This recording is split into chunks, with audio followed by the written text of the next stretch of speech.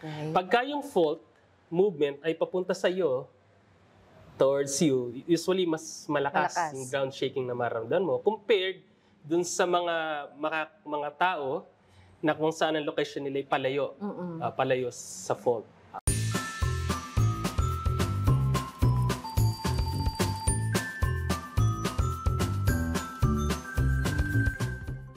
So first question, sir, iisa lang ba ang tremor at earthquake? Yung salitang tremor at earthquake, madalas kasi napagpapalit yan, ano? Although related sila, pero hindi, medyo magkaiba sila. Okay. Ang earthquake kasi, yan may kinalaman sa paggalaw ng fault.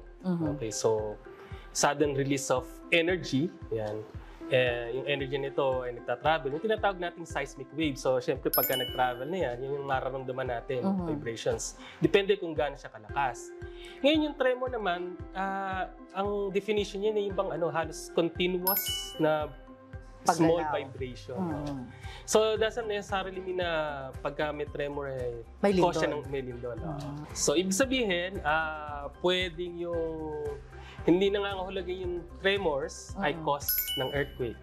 Pwede kasing pwedeng may iba-ibang mga activities pa na mag-cause ng tremor. Pero may kinalaman sila sa ground vibration. Alright. So magkaiba ang tremor at earthquake. Alright. So sir, ito, kasi di ba doon nagbibigay na tayo ng mga kumbaga update tungkol sa mga lindol.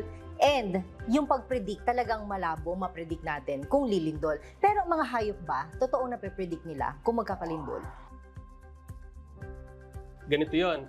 May mga anecdotes na sabi nila na nase-sense daw o nape-predict daw ng mga hayop ang isang lindol. Pero actually, marami ng pag-aaral ang ginawa dyan. Wala silang nakitang conclusive na evidence. No? Kasi, again, yung mga hayop, nagre-react din sila kung ano yung nararamdaman nila sa kanilang environment.